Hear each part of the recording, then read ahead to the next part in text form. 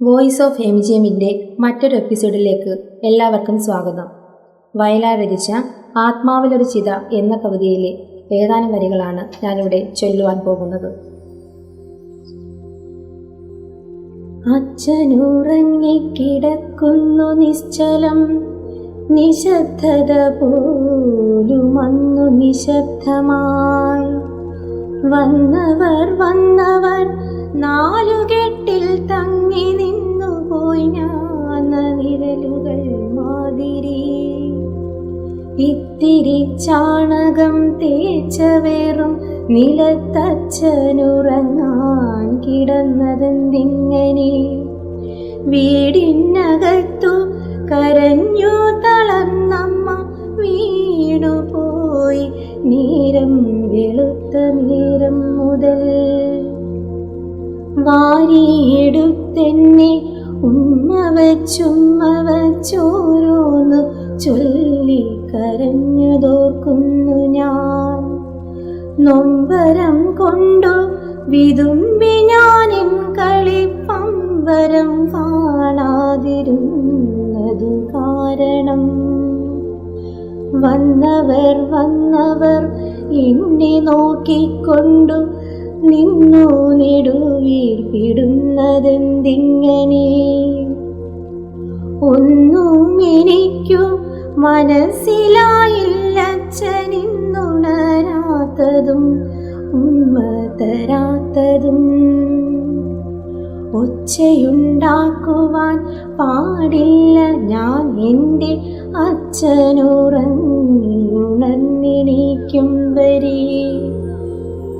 പച്ചപ്പിലാവില തൊപ്പിയും വെച്ചുകൊണ്ടച്ഛൻ്റെ കൺപീലി മെല്ലെ തുറന്നു ഞാൻ.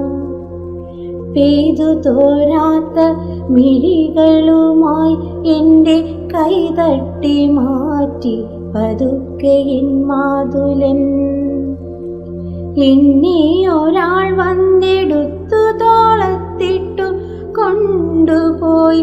കണ്ണീരയാളിലും കണ്ടു ഞാൻ. എന്തുകൊണ്ടാണച്ഛനിന്നുണരാത്തതെന്നെ എടുത്തയാളോട് ചോദിച്ചു ഞാൻ.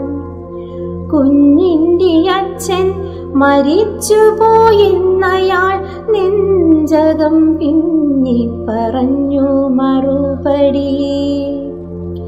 ഏതാണ്ടപകടമാനച്ഛനെന്നോർത്ത് വേദനപ്പെട്ട ഞാനും ആശ്വസിച്ചു പോയി. ആലപ്പുഴയ്ക്കു പോയി എന്നു കേൾക്കുന്നതുപോലൊരു തോന്നലും ആണുണ്ടായതെപ്പോഴും. ആലപ്പുഴയ്ക്കു പോയി വന്നാൽ എനിക്കച്ഛനാറഞ്ചു കൊണ്ട് തരാറുള്ളതോർത്തു ഞാൻ. അച്ഛൻ മരിച്ചതേയുള്ളൂ, മരിച്ചതത്ര കുഴപ്പമാണെന്നും അറിഞ്ഞില്ല ഞാൻ.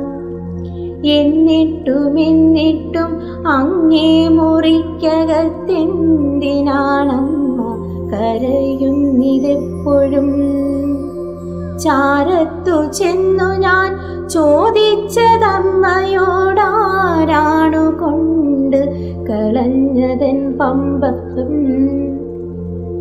കെട്ടിപ്പിടിച്ചമ്മ പൊട്ടിക്കരഞ്ഞുപോയി.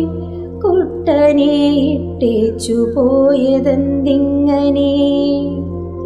അച്ഛനുണ്ടപ്പുറത്തിത്തിരി മുമ്പു ഞാൻ അച്ഛനെ കണ്ടതാണുത്തരം നൽകി ഞാൻ.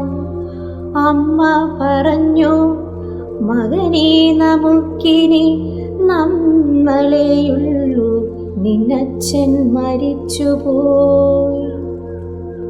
വെള്ളമൊഴിച്ചു കുളിപ്പിച്ചൊരാൾ പിന്നെ വെള്ളമുണ്ടിട്ടു പുതപ്പിച്ചിതച്ഛനെ.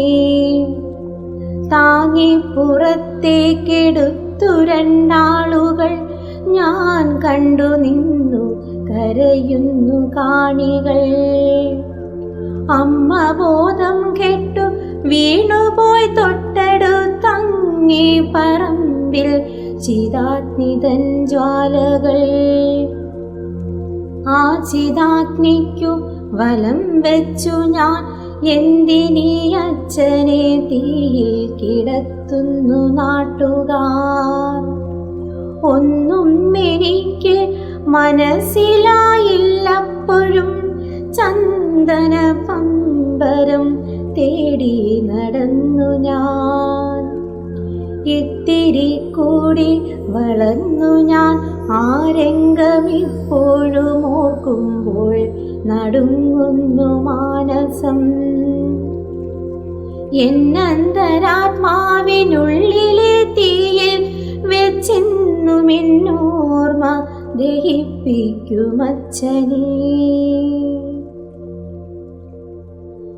എന്നന്തരാത്മാവിൻ ഉള്ളിലെ തീയിൽ വെച്ചിന്നും എന്നോർമ്മ ദഹിപ്പിക്കുമച്ഛനേ.